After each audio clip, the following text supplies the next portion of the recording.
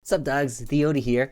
Today we are going to be taking the tutorial where you can chase endlessly from map to map, aka chase like in Ao Oni, and we're going to take it to the next level. Now we're going to add the mechanics of hiding. This was a request by one of you guys, and I thought it was really a cool idea, so let's do it. I mean, why else would you want to chase like an Ao Oni if you can't hide, right? So if you guys have not seen that video already, then please make sure to do so, otherwise this one won't make sense at all.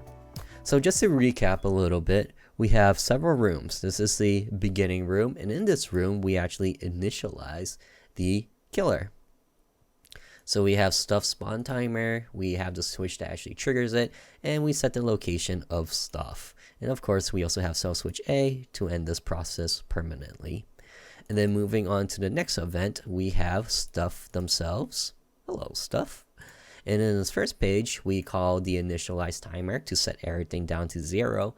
We get to the location of the player, and we set the position of stuff to whichever room that the player came from. So in this case, it would be here. And of course, we turn this page off with this switch.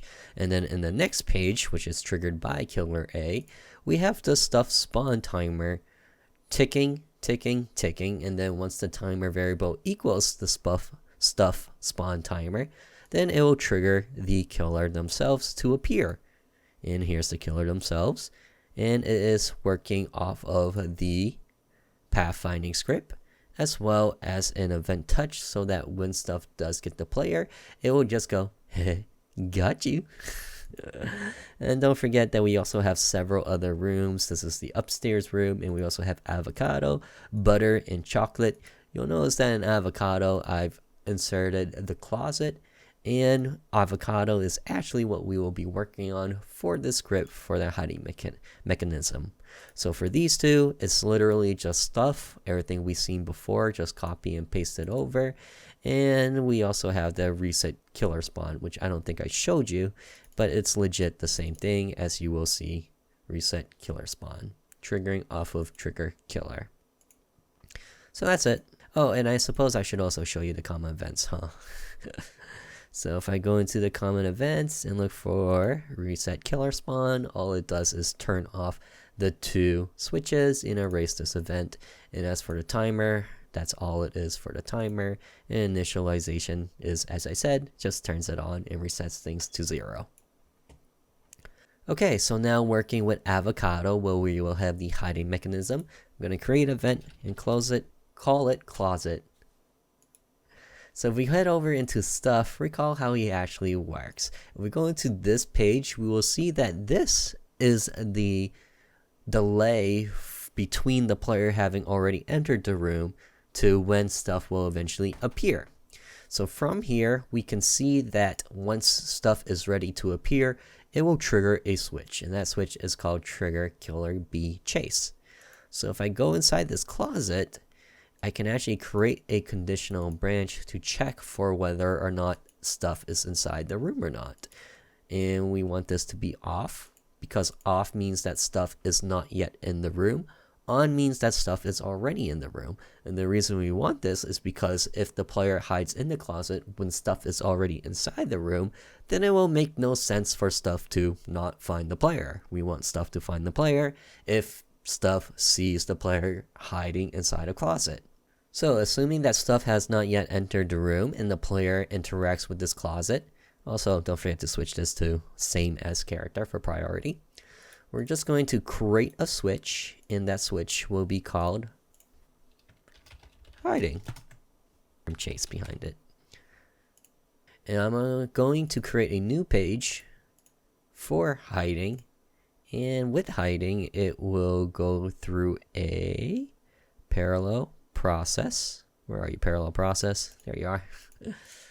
And this point here, we want stuff to kind of just wander around in the room while the player is hiding in the closet, and then eventually stuff will be like, not here, and then leave.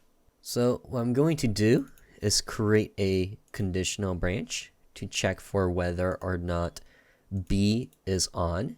B being on means that the killer is inside the room. And we want to do this because what we're going to do is actually reinitialize the timer. So I'm going to go to common event. And where is my initialize timer? Here it is. And now I'm going to create a self switch. Here you are, self switch. And we're going to create a new page that works off that self switch, also on parallel over here. And this will actually check for whether or not the time has elapsed.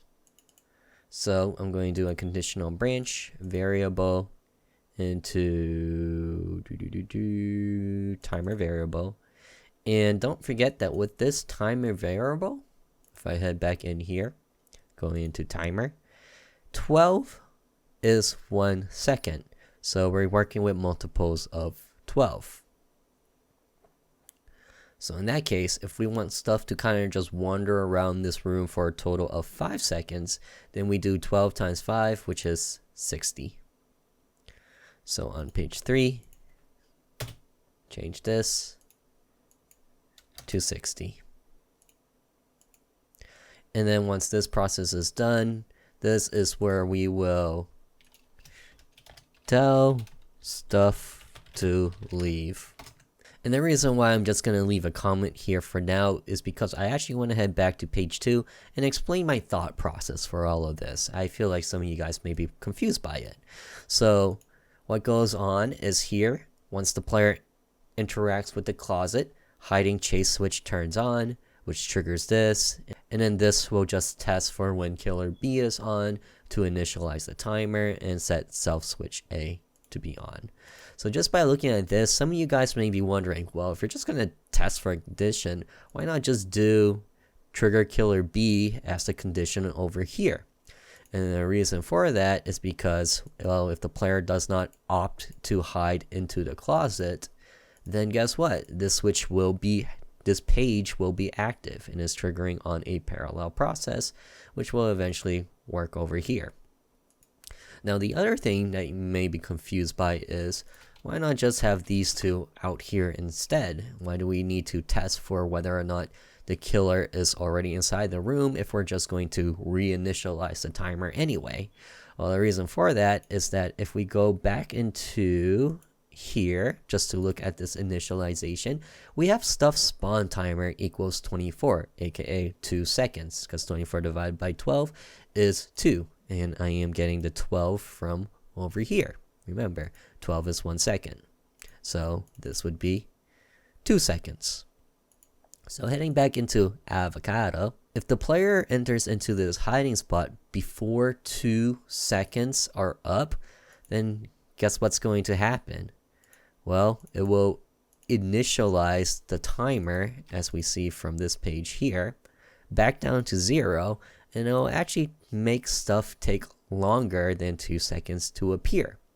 And if we do that, then at that 2 seconds, when stuff does appear, this page will be active. And now instead of a total of 5 seconds of stuff just wandering around the room, it's now a total of 3 seconds. Because the 60 equates to 5 seconds, 5 minus 2 seconds is 3 seconds. And then stuff will just leave. And having things in that way will kind of just confuse us as the game developer. Especially if we decide to go back some point in the future to make any changes. So going back to page 3, and now that we're ready to continue off, and actually let me just take these two and put it where it belongs. So over here in this page, we want to tell stuff to leave. So I'm going to delete this comment now. And we want stuff to basically end up into this spot right here. And this spot is 2417. So, and you guys probably guessed it, we are going to be using the Pathfinding script. So going back to page 3, now that I copied that, I'm going to do a set movement route. I'm going to paste it inside here. We're going to say stuff is the one doing that. And we just need to make the changes to the X and Y, which is all the way towards the end. And I actually forgot the number. Oh, this one's the coordinates. Doi.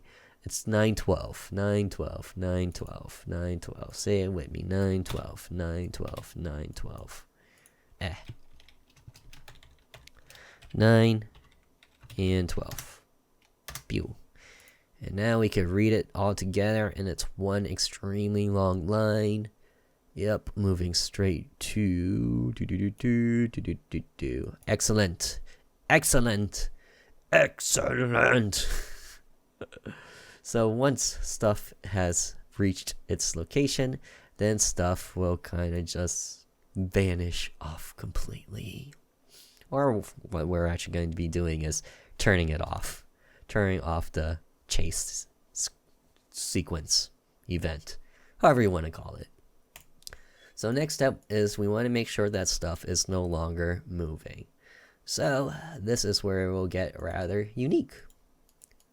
What we'll want to do is have two variables, and those two variables will take the X and Y location of the killer.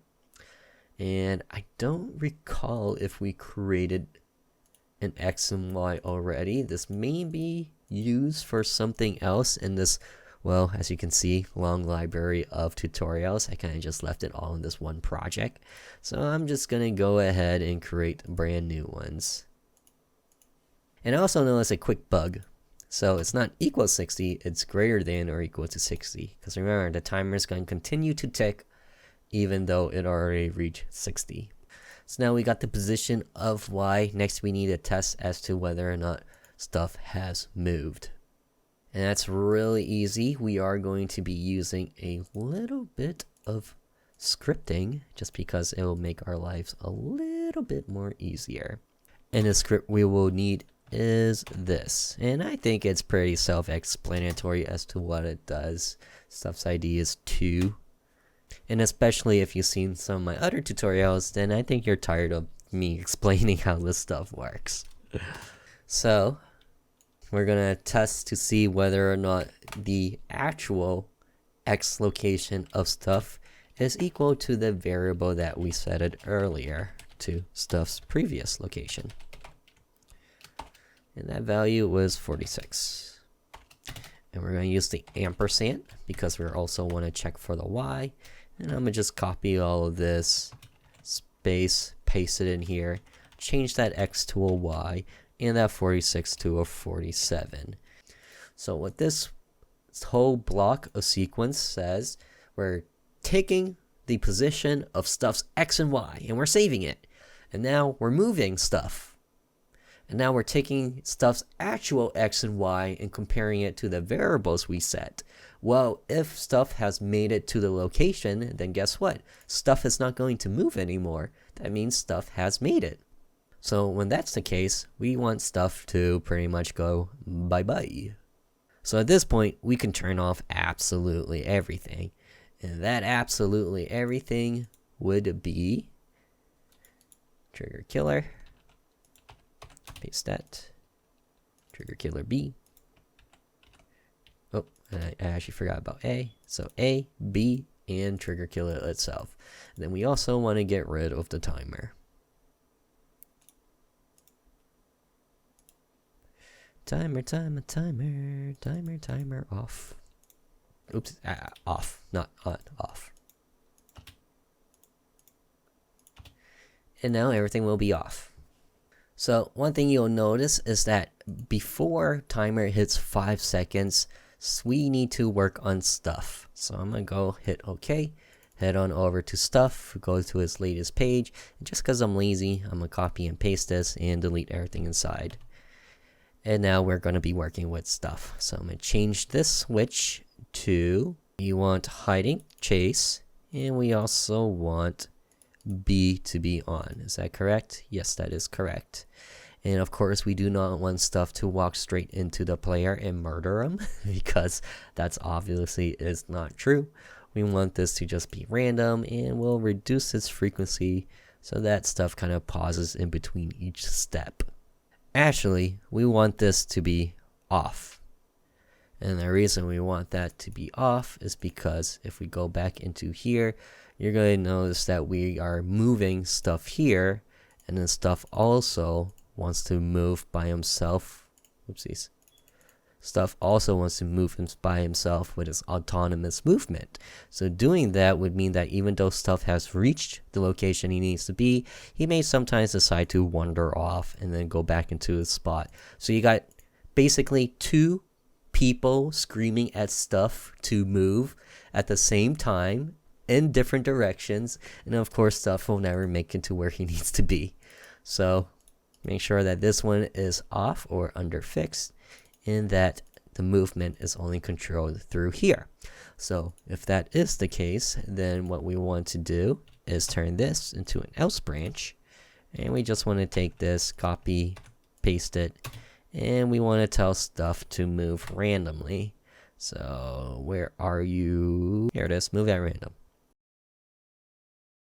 So if you'll notice, each time timer variable increases by 1, that's only 5 frames moving. So we're also telling stuff to move every 5 frames.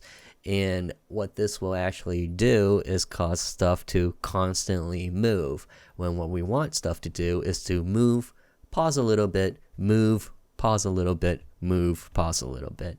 So as a quick fix for that, we're going to go into conditional branch, over to script. I'm going to hit OK because I just need the variable ID number, which is 18 of timer variable.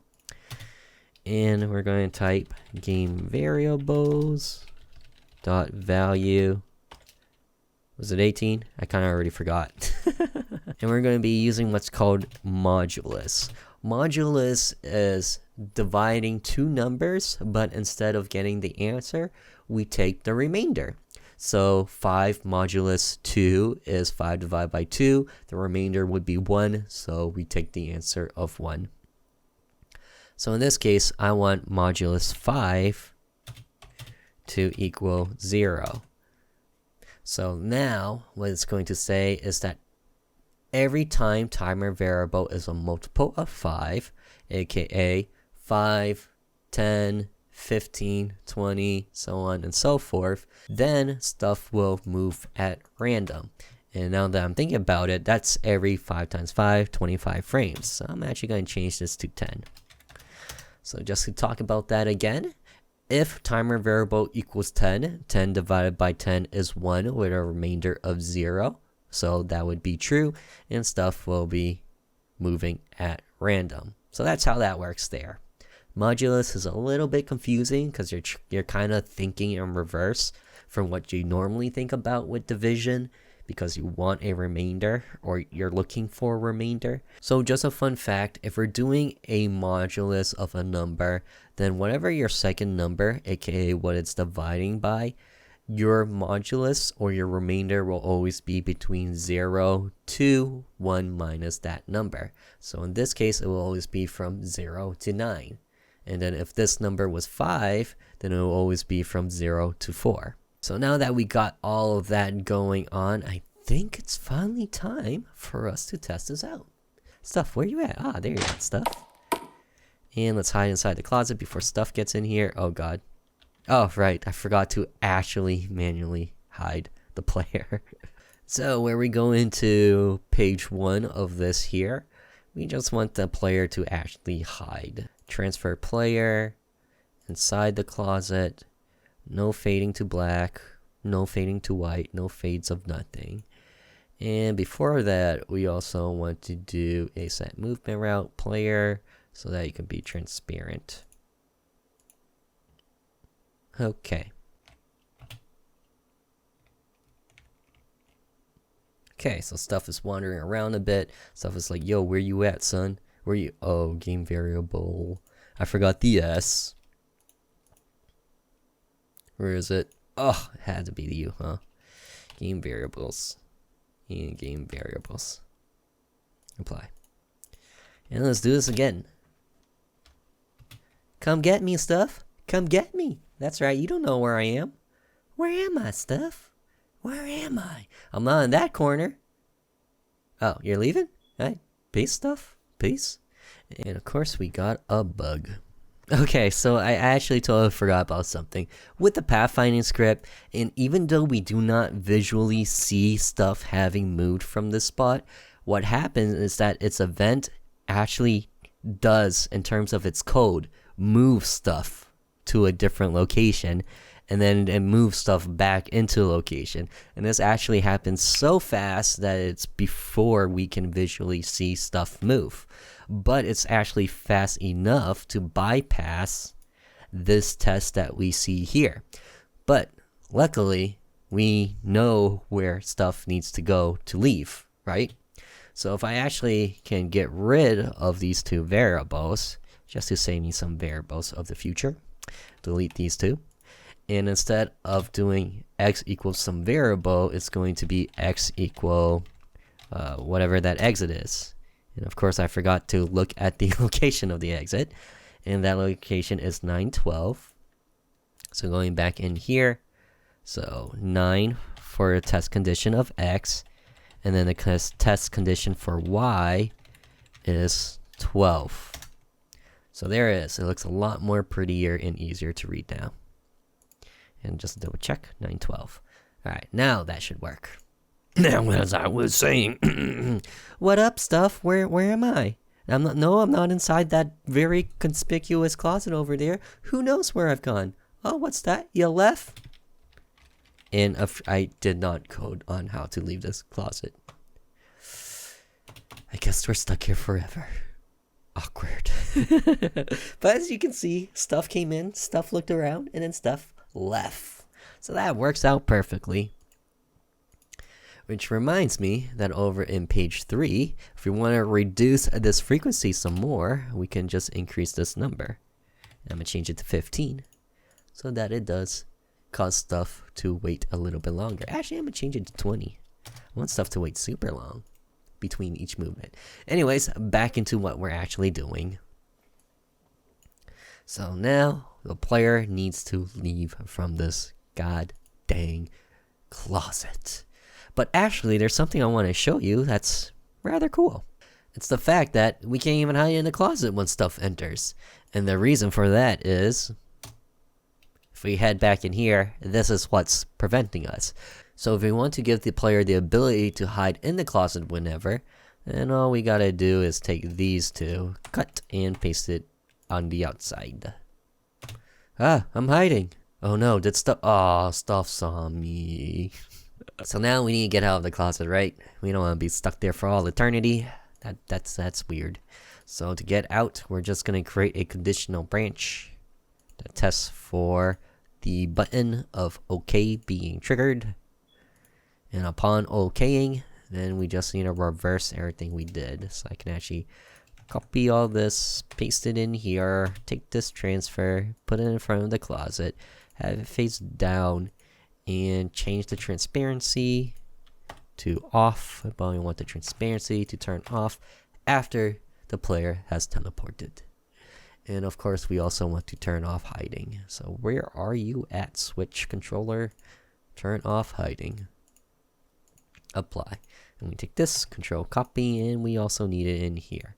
So this one can just go on the outside because it does not need to be on the in.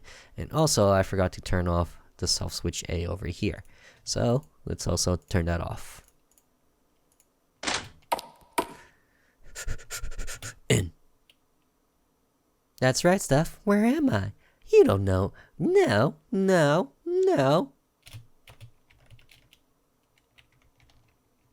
Oh, oops. I said through. It should have been transparency.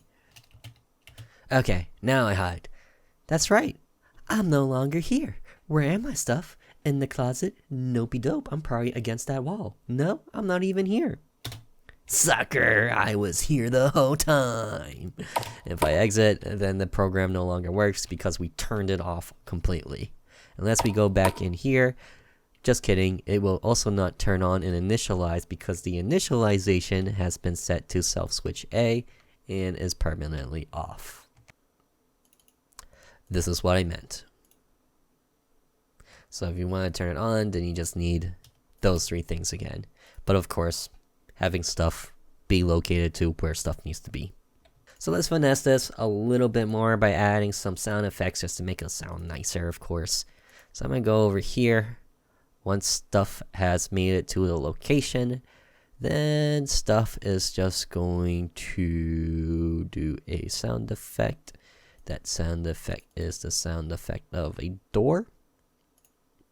Sound effect, open, usually it's close, right? That's what, close. And then the same thing for when we enter, or rather leave the closet. Actually, I'll do an open sound effect. That way it sounds a little bit different. Yeah, I kind of like that. But only kinda. And then the initial one will be a little bit more hardcore. Yeah, hardcore. Hardcore opening. Okay. And the last thing we want to do is something I notice is that I want to take this weight off. This way I can decide to jump out when stuff is supposed to be going on to location. So if I hit the spacebar too soon, then stuff will be like, whoa, W2EF, you were in that closet after all. I'm getting too into this. Where am I, stuff? I don't know. Where am I? I don't know where I am, stuff. Yeah, I'm probably under that rug. I was here all this time. Oh, God. Why do I keep saying through? It's transparent off. So to fix that bug that we saw, we just need to change this to hiding chase.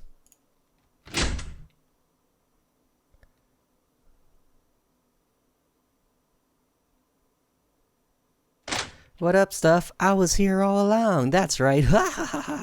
Oh god, I made a mistake.